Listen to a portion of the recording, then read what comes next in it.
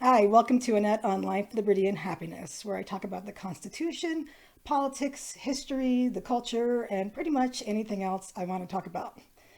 And you can find this podcast on AnnetteTalks.com, iTunes, Spotify, iHeartRadio, etc., etc. You can see this video and all my other videos and podcasts on YouTube as well.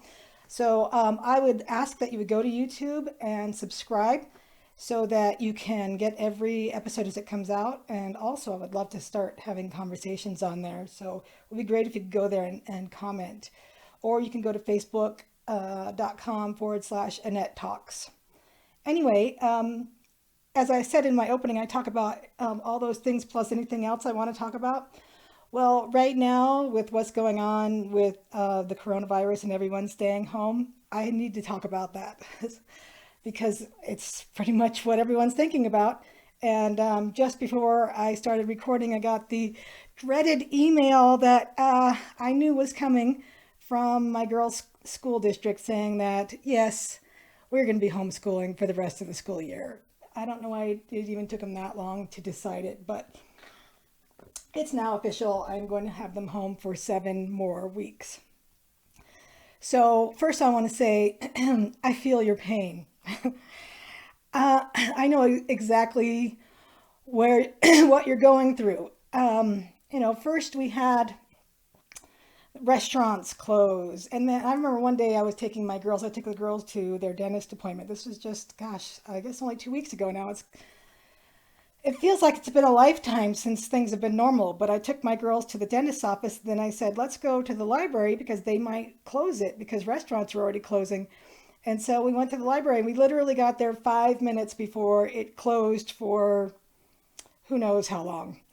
And then we went over to Target, and already they had closed their little Target cafe. And can I tell you, one of the hardest things for me has been that I cannot do what I've done every Friday for years, which is go to Target, get my popcorn and my Diet Coke, and walk around and do my shopping. And I take like an hour to an hour and a half shopping and eating my popcorn and drinking my drink. And I can't do popcorn and soda anymore. I know that might sound silly, but it's those little things in life that we count on that make a huge difference.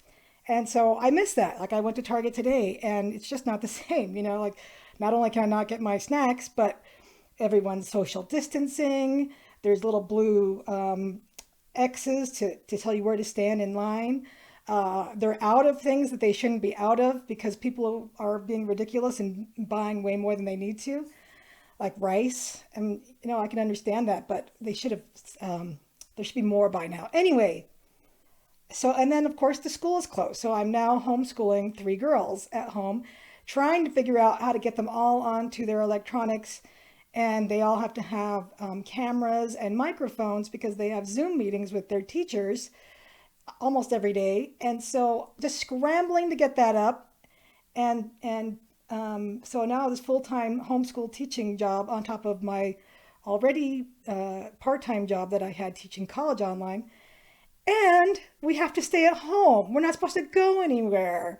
So a lot of us are trapped at home, either inundated with work, or on the other hand, there's many people who have just lost their job and they're at home with not much going on. So, yeah, this is a whole new bizarre world we live in. And that doesn't even begin to talk about the anxiety of what if I get sick? What if a loved one gets sick? What if I die? What if somebody else dies? Personally, I don't have that. I think that I actually had this COVID-19 about 6 weeks ago, and I think my oldest did as well, and that would mean that we're now immune. Plus, I'm 51, so I'm not really up there yet in the age that's at risk, and my kids are all young and they're not at risk. So I don't really worry about that aspect of it, but I know many people do have that concern. And then there's the economy is going to tank. It's going to take a downturn if nothing else because of all these unemployed people all of a sudden. Then add in the fact that we see our freedoms being taken away. And I have a whole other episode on that about the constitutionality of these stay-at-home orders. So, and then we don't have church. We can't go to church on Sunday. We can't go to the temple. Our ordinary routine has been put on hold. and we don't know what things are going to look like when this is over.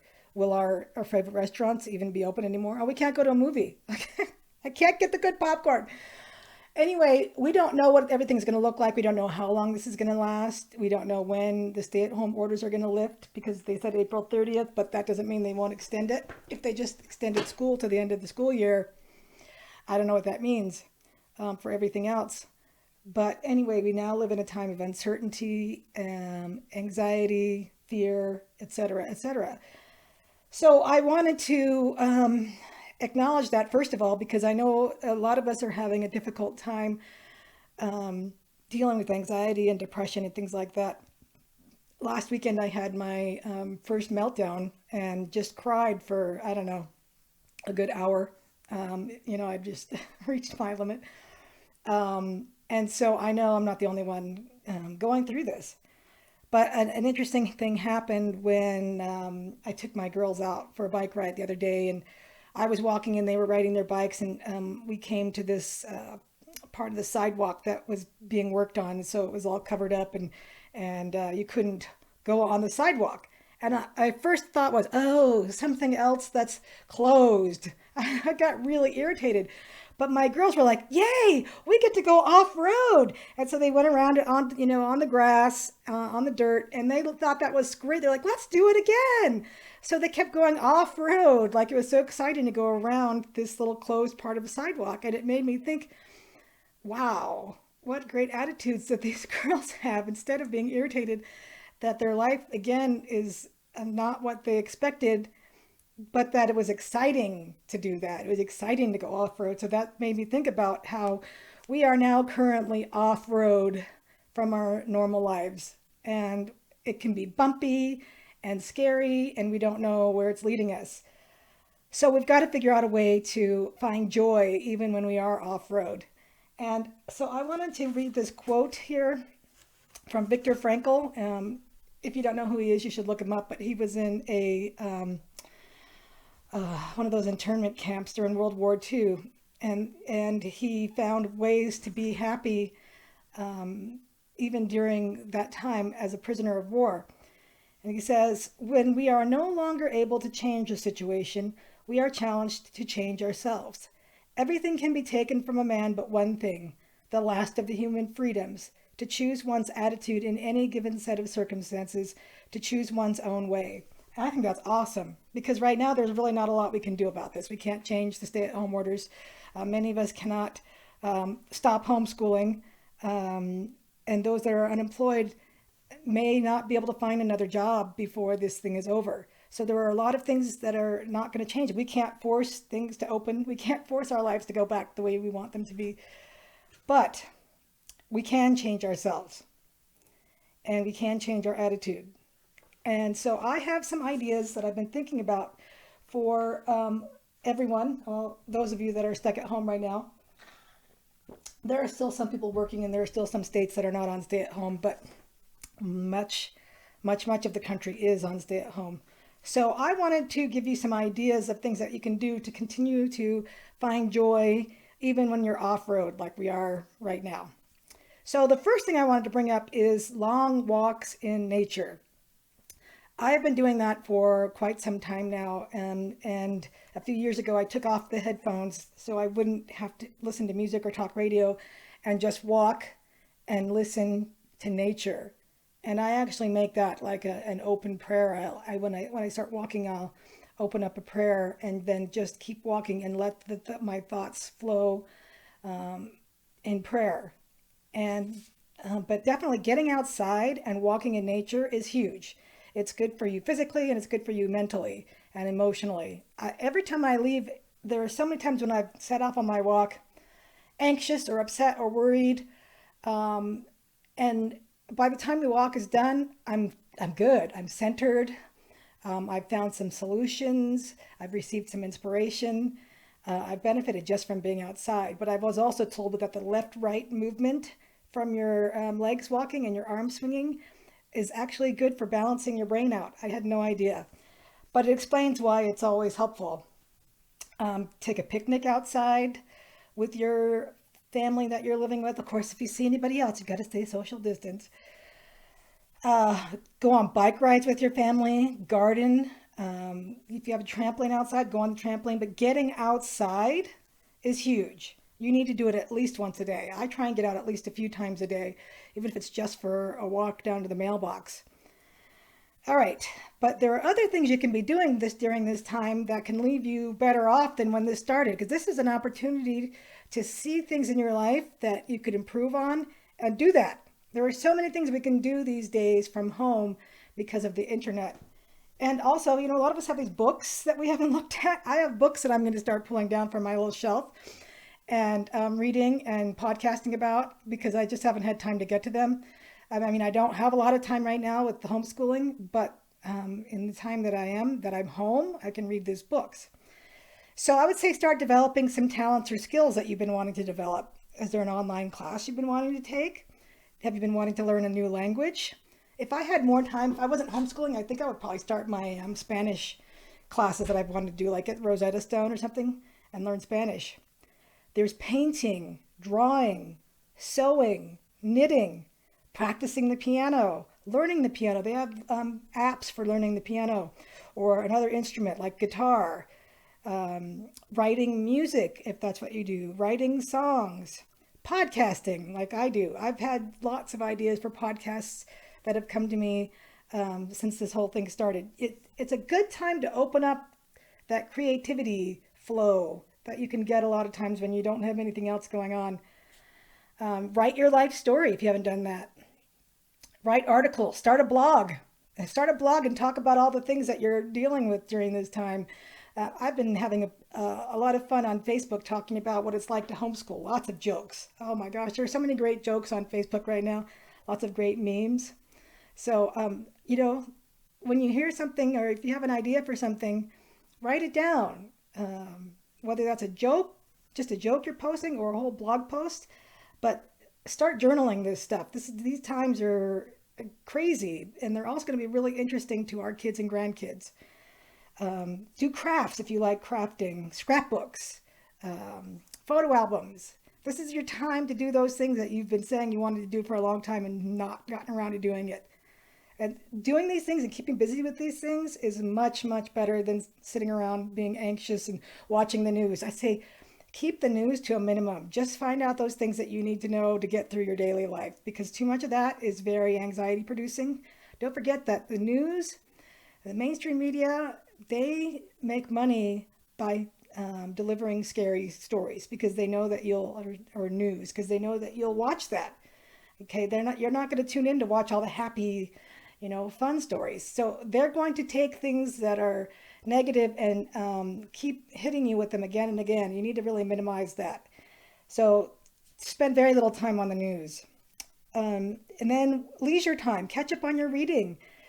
Read a favorite book, listen to music. I listen to 80s music, I listen to classical hymns. Dance in the kitchen. Get your spouse or your kids or even yourself, if you're all alone, dance in the kitchen to your favorite music.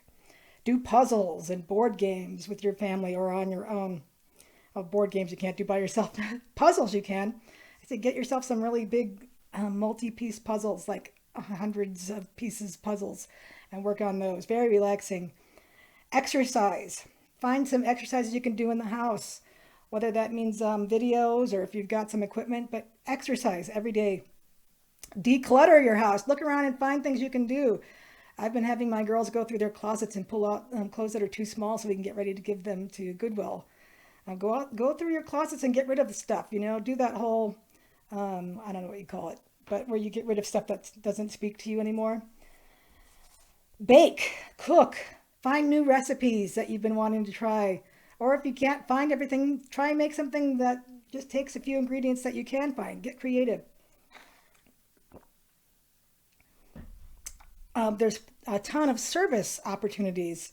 Help your homeschool kids, which a lot of us are doing several hours of service a day by homeschooling.